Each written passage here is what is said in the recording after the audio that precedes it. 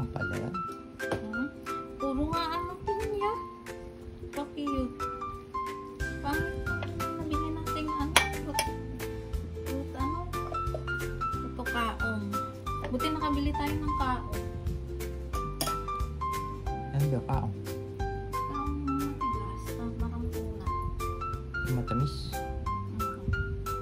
Masarap siya. Nata. Ayun. Dagdag tayo nata. Yan yung makunat na ano. Wala tuloy green. Masarap siya. Paano? Bili tayo ng green. Sa halo-halo sa chowking. Yung Chowking. nata. Minsan wala. Minsan meron.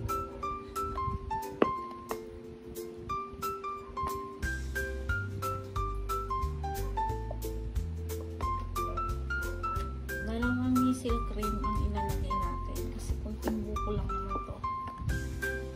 So sa halo mo. Sakto lang din ang ano yung lasa. Saka dalawang condense. Sama-sama na yan. Saka halo-halo. Yung iba, naglalagay ng coffee milk. Kaso wala tayong coffee milk. Kaya huwag natin maglagay. Okay na yun kasi parang sakto-sakto lang yung lasa. Depende yan sa inyo guys kung anong ilalagay nyo dyan. Sa akin, tama na yan.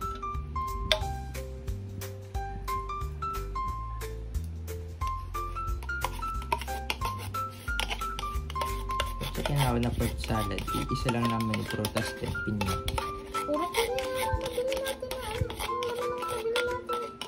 Yung dilaw. Baka mangga yung iba. Hindi. Puro pinya talaga. Tinignan ko. Ano yung lahat yan? Ayan, ganyan lang guys. Halo-haloin lang ng mabuti. Halo-halo. Yung iba, gumawa ng macaroni. Kaso hindi naman kami nahilig sa macaroni. Kaya ganito na lang. Fruit salad. Buko salad, fruit salad. Ayan. Parang katapang gatas, ano yun? Hindi, ganyan talaga yan. Ito lang yan.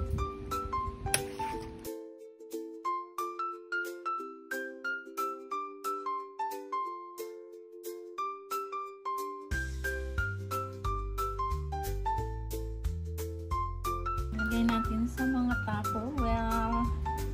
Wala tayong ibang lagayan. Naghanap ako nung cup na maliliit. Kaso walang stock. Kaya no choice na lang, dito na lang. Okay sana yung mga cup na maliliit kasi para isang kuha o isang kuha lang, kuha na lang.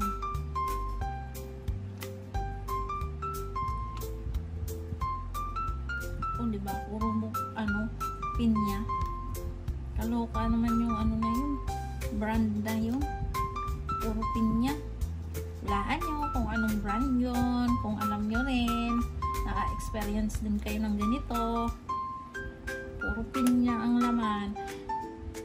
Kaya lang mayroong ganyang parang orange. Kasi sinamahan ko yan ng isang brand na maliit. Yan yung laman. Ayan, takpan na natin.